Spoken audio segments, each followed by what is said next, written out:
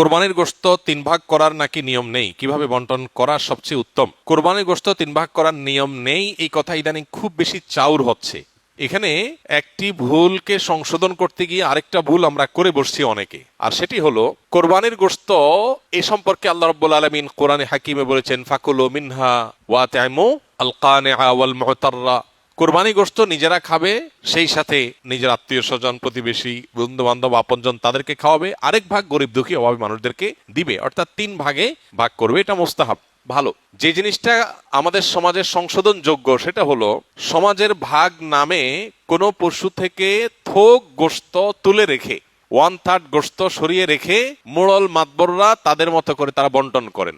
এটা একদিক থেকে তো ভালো দেখা যায় যে সামাজিকভাবে উদ্যোগ নিয়ে যদি বন্টন করা হয় সব গরিবরা সমান হারে পাবে, উপযুক্ত মানুষদের ঘরে ঘরে পৌঁছে যাবে, এটা ভালো। এটা আসলেই ভালো তখন যদি শরিকদের কারোর কোনো আপত্তি না থাকে। সবাই যদি বলে হ্যাঁ ঠিক আছে, এটা খুব সুন্দর পদ্ধতি, আমাদের সবার কোনো দায় দাবি নাই, সবার তরফ থেকে একটা গরুতে 7 ভাগে কোরবানি দেওয়া যায়, 7 ভাগ থেকে বা যে কয় ভাগে আছে সবার তরফ থেকে টোটাল গোশতের 3 ভাগের 1 ভাগ রেখে এলাকাতে দায়িত্বশীল যারা আছেন, মুরব্বী যারা আছেন, গণ্যমান্য যারা আছেন তাদের অধীনে ওলামা ইকরাম, ইমাম সাহেবদের মাধ্যমে পুরো এলাকাতে গরিবদের মধ্যে বন্টন করো, আমাদের আপত্তি নেই। কারো যদি আপত্তি না থাকে কোনো অসুবিধা নেই, এটা ঠিক আছে। যেহেতু এই জাতীয় ক্ষেত্রে একজন মানুষ তার নিজস্ব কোনো আত্মীয় আছে, গরিব আছে দূরে, তাকে একটু বেশি করে দিবে বা তার মতো করে সে একটু বন্টন করবে, এই বিষয়গুলোর সুযোগ যেহেতু থাকে না ওই সমাজের ভাগ আলাদা করে তুলে ফেলার কারণে, এই জন্য এই বিষয়টা যদি কোনো শরিকদের কারোর আপত্তি থাকে তাহলে এটা উচিত না, তাহলে সেক্ষেত্রে তার হক নষ্ট হবে। কারণ কারোর কোরবানি গোশত তিনি কি করবেন না করবেন, তাছাড়া 3 ভাগ করার যেহেতু ফরজ না, ওয়াজিব না, আবশ্যক না,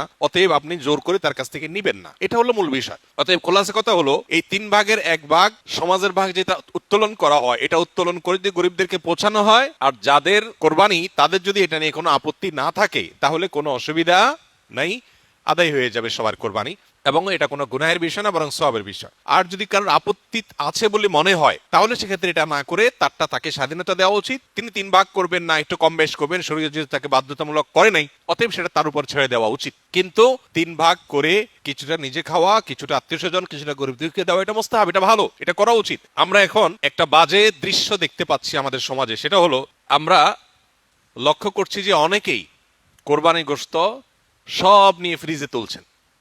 খুবই দুর্ভাগ্যজনক বাস্তবতা। যেখানে গরিব দুঃখীর হক আছে, তাদেরকে দেয়া দরকার, তাদের জন্য 1 ভাগ রাখার নির্দেশনা শরীয়তে আছে, সম্ভব হলে আরো বেশি রাখা উচিত, সেটা না করে বেশিরভাগ মানুষজন আজকাল সব ফ্রিজে ভরে রাখে, নামকে অস্তে সামান্য কিছু গরিব দুঃখীকে দিয়ে আর বাকিটা স্তূপ দিয়ে রাখে সারা বছরের গোশত সংগ্রহ রাখার প্রয়োজনে। তো এটা কোরবানির তাৎপর্যকে নষ্ট করে। যে লোক আল্লাহকে সন্তুষ্ট করবার জন্য কোরবানি করেছে, সওয়াবের উদ্দেশ্যে কোরবানি করেছে, এটা তার কাজ হতে পারে না। অতএব 3 ভাগের 1 ভাগ করে গরিব দুঃখীকে গোশত দেওয়ার ব্যাপারটিতে আমাদের আরো বেশি আন্তরিক হওয়া উচিত। সম্ভব হলে বেশিরভাগ গরিব দুঃখীকে দিয়ে সামান্য একটু নিজে রাখলে আরো ভালো, যদি মনে হয় গরিব দুঃখী অভাবী মানুষের সংখ্যা বেশি হয়। অতএব 3 ভাগ করতে শরীয়ত ফরজ বা আবশ্যক করে নাই, ওয়াজিব করে নাই, এটা ঠিক, কিন্তু এর মানে এই না যে আমাদের সব গোশত ফ্রিজে নিয়ে ভরা উচিত, সেটাও ঠিক না। অতএব আল্লাহ তাআলা আমাদেরকে বুঝার তৌফিক দান করুন।